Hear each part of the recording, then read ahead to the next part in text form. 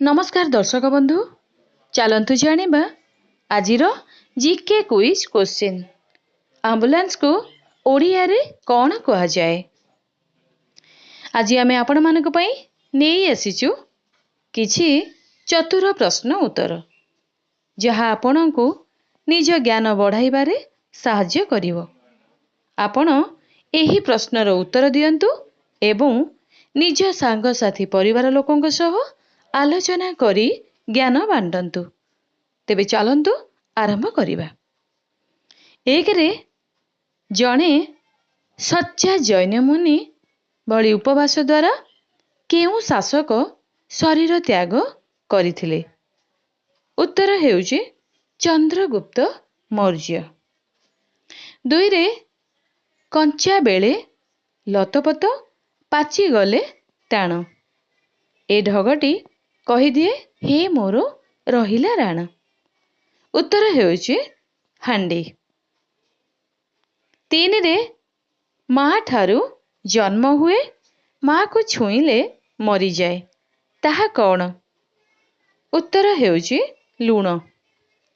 चारि रे एक ग्लास पानी रे भासुथिबा बरफ खंड भौतिक ज्ञानर केउ सिद्धांत उदाहरण अटे? उत्तर हेउची आर्किमेडिस का सिद्धांत। छरे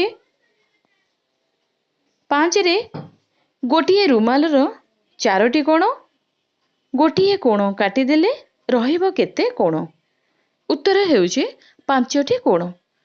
छरे देखिबाकू गोल किंतु बॉल नुहे लांज अछि किंतु पशु नुहे लांज धरी तार खेलंती समस्ते तथापि कांदेनी कुहसे किए?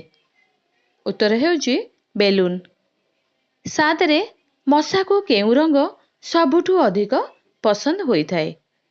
उत्तर हेउची नील रंग। आठ रे भारत रे सर्वप्रथमे सूर्य केउठारे उदय होई थांती? उत्तर हेउची अरुणाचल प्रदेश। नौ रे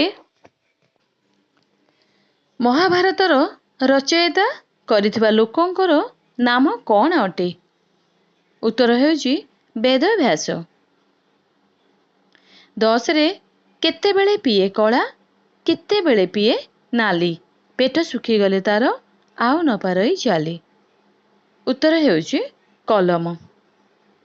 11 रे जणे बुला बिकाली बुली बुली कहूथिला 100 टंकारे किणंतु पूरा परिवार जीवन सारा बसी खांतु से कौन बिक्री करुथिला? उत्तर हेउची आसन। 12 रे एम्बुलेंस को ओडिया रे कौन कहा जाए? उत्तर हेउची आपतकालीन जान।